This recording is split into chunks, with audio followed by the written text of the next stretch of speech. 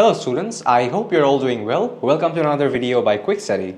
This video covers the options for startups and small businesses from topic 1.4, making the business effective. And in this video, we'll learn about the concepts of limited liability and unlimited liability. And we'll also talk about the implications of the business owners of limited liability and unlimited liability. And furthermore, we'll also talk about the different types of business ownership for startups, which includes sole tradership, private limited companies, and partnership businesses.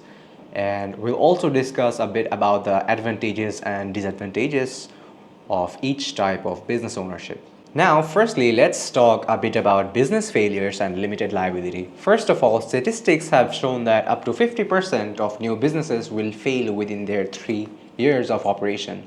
Now, what you need to understand is that all business failures are painful, of course, but there's a key difference that you should be able to identify here. First of all, there's a company liquidation process and there is an individual who goes bankrupt because of business failure. And when we are talking about a company liquidation process, what you need to understand is that an accountant is hired who will do the calculations required to pay off the debt that the company has to pay back using their assets or available resources. And if the debt of the company exceeds the assets that the company have, then shareholders do not really have to pay for the shortfall. And this is how shareholders are safe from bankruptcy because of limited liability, right? And what limited liability essentially is that the losses are only limited to the initial amount of investment that the shareholder has made in a business, which means that if a person has invested X amount of money into a business, they will only lose that much money, nothing more than that. Now, let's talk a bit about why unlimited liability can be scary. First of all, you need to understand that unlimited liability has scary consequences in comparison to limited liability. You see, unlimited liability can be a financial disaster for the company as well as the owner of the company itself. So the thing is, unpaid business debts would basically mean that the owner with an unlimited liability is at risk of losing their personal assets like their house or their cars. And the owner may also have to face bankruptcy proceedings. And you really wouldn't, or any other person as a matter of fact, wouldn't want to put themselves in a tight spot like that.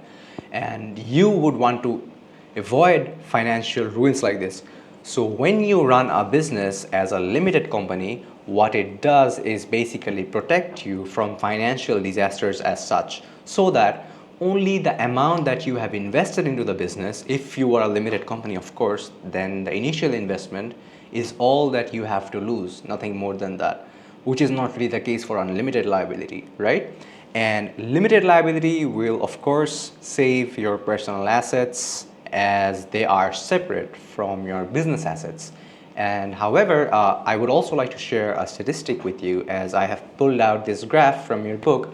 It shows that the number of businesses with unlimited liability, which are essentially mostly sole traders, have grown over the years quite substantially in the UK and in the Wales. Why do you think is the reason that these businesses with unlimited liability is increasing? We will get to that shortly. Now, let's take a moment to understand limited liability better. So how do you really achieve limited liability, or how do you make sure that you have limited liability when you're starting a business? So first of all, what you need to do is that you need to start the business as a company. And in order to do that, you basically apply to the company's house and pay a very small fee to register your business as a company, right? And then you basically complete a few forms, complete the due diligence, and there you are now a company. And small limited companies are basically required to use limited at the end of their names, since they are designated as private limited companies. And to further add to that, I'd also like to tell you about the benefits that you can enjoy from being a limited company. The first one being that is share capital. So if I have a company and I have determined to be the total number of shares in my company to be 100 shares, and I have, for example, say that each share is worth £10. So the total value of my company would stand at 100 multiplied by the £10 is £1,000. If I want to sell part ownership of my company to a friend, say for example, I want to sell 30 shares to my friends, and that would bring the value of my sold ownership to be £300. How did I come up with that value? I basically multiplied the value of each share, which is £10, with the number of shares sold, which is 30 shares. And this is how it's much easy as a limited company to determine the ownership in terms of value or in terms of number in a limited company. And of course, the initial founders always would want to, or preferably would like to, retain more than 50% of their ownership in a company. That's how they will influence the decision-making process, right? And another advantage to being a limited company is that it's much easier to raise share capital for your business. That's because banks are much more likely and would be more willing to lend to a business which is a limited company as opposed to a company with unlimited liability like a sole trader or a partnership, right? And you can also sell shares to your friends or your family members to raise additional capital for your business as a limited company. And moreover, a limited company has perpetual existence. What it means is that the business will basically continue even if the founder is not there anymore. Probably the founder has passed away or they do not wish to continue with this business anymore. They can just sell off their shares and the new owner will basically continue to keep taking care of the business in the future, right? And last but not the least, the most important one being investment security. So since we have already talked about this, being a limited company means that you have limited liability, right?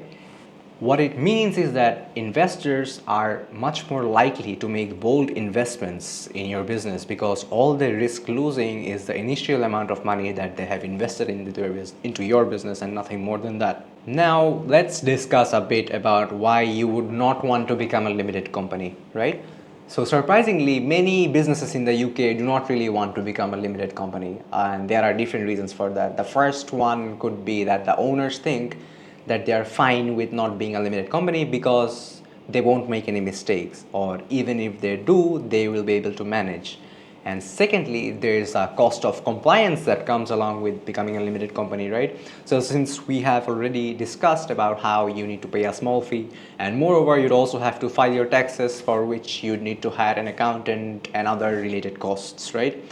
However, it's important that you look in the long term or make decisions based on how long you will be running the business, because limited liability will provide you with significant financial security and other advantages that we have discussed, right?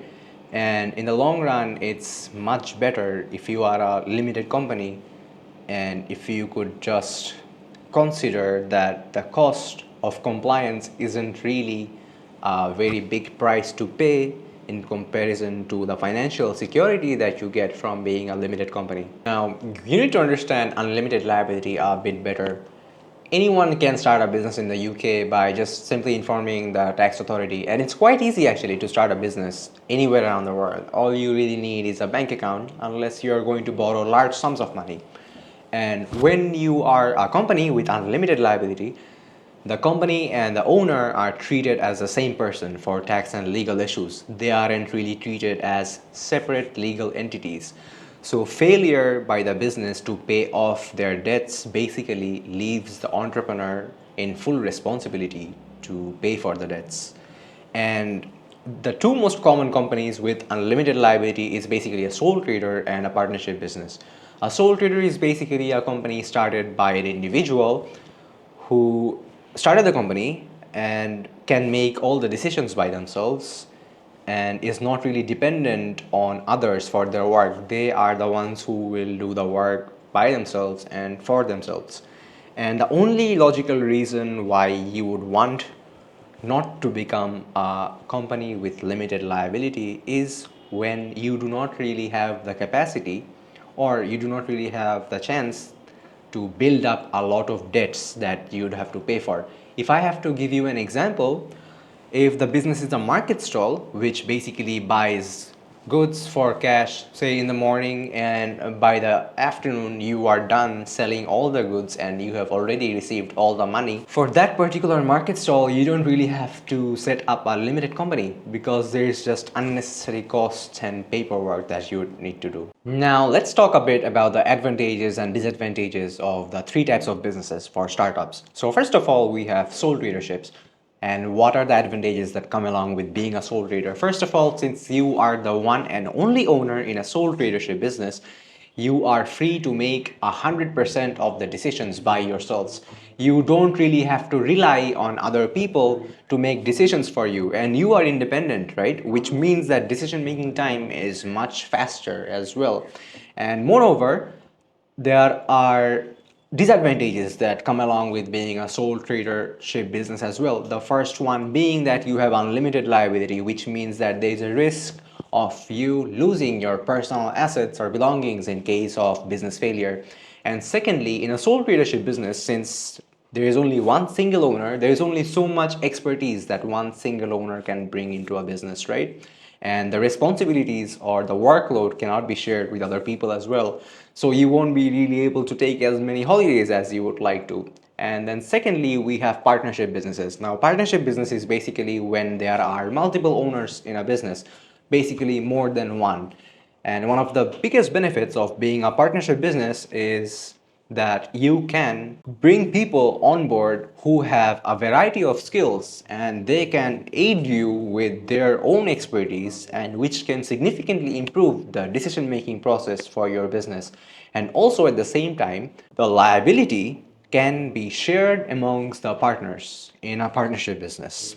But there are disadvantages that come along with being a partnership business as well. First of all, there is a difference in opinion when you are going to make a decision about a particular scenario or a situation. There will be multiple partners who might have multiple opinions, right? So decision making time is usually longer.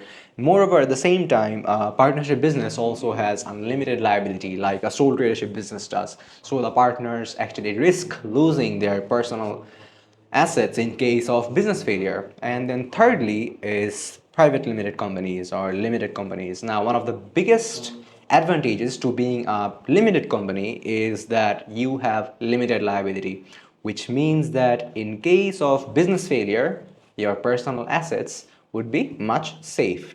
And also at the same time, being a limited company or a private limited company will allow you to raise more capital, and it's much easier actually to raise more capital in comparison to other forms of businesses.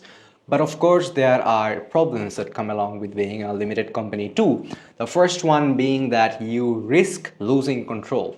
Since there is a percentage of ownership system in a private limited company, if you are selling too many shares from your business, you basically dilute the ownership. And if you have less shares in comparison to other shareholders in a private limited company, you won't be able to influence the decision making process, right?